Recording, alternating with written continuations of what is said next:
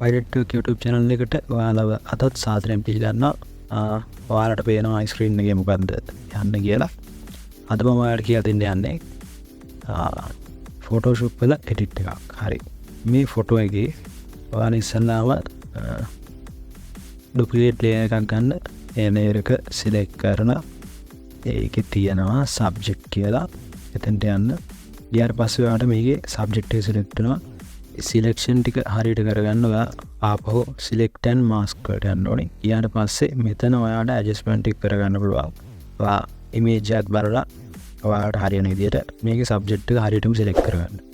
හරි. ඊට පස්සේ ඔයාලට කරන්න තියෙන්නේ මේ selection එක තියෙන ගමන් layer mask දෙන්න.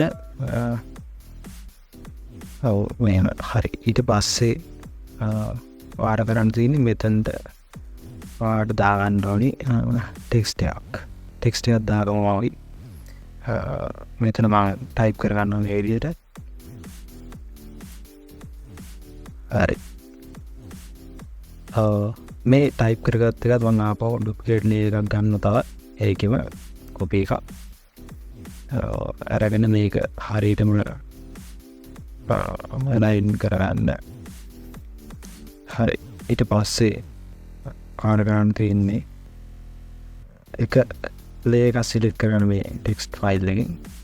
ඊට පස්සේ ඒක double click කරාම layer style දෙනවා. ඊට පස්සේ එතනින් ඔයා දෙන්න ඉන්න මේක ඉස්සනම fill opacity එක මේක අඩු කරගන්න, සම්පූර්ණයෙන් වයින් කරගන්න. අයින් කරගෙන outer glow එකක් දෙන්න. outer glow එක දීලා ඒකට ඔයාලා වෙන මේ විදිහට එනවා පේනවා. ඊට පස්සේ ඔයාලා ඊළඟ text එක ආපහු appear කරගෙන ඒකත් double click කරන්න. double click කරාම layer style වලට යනවා. ඊට පස්සේ ඒකේ inner glow එකක් දෙන්න. inner glow එක දීලා color එක මේ විදිහට select කරන්න. selection ටික මේක බලනවා කරගන්න. ඊට පස්සේ මේක blend mode එක darken කියලා බන් දුන්නා. එහෙම දීලා okay දෙන්න. ඊට ඔයාලට මෙන්න මේ විදිහට එනවා. ඊට පස්සේ කරන්න තියෙන්නේ හරිම සරලයි. ඊට පස්සේ ඔයාලට තියෙන්නේ මේකේ ඒ හදපු text file එක අර layer එකෙන් අහකට ගන්නවා. ඔයාලට layers ටික තියෙන පිළිවෙල පේනවා.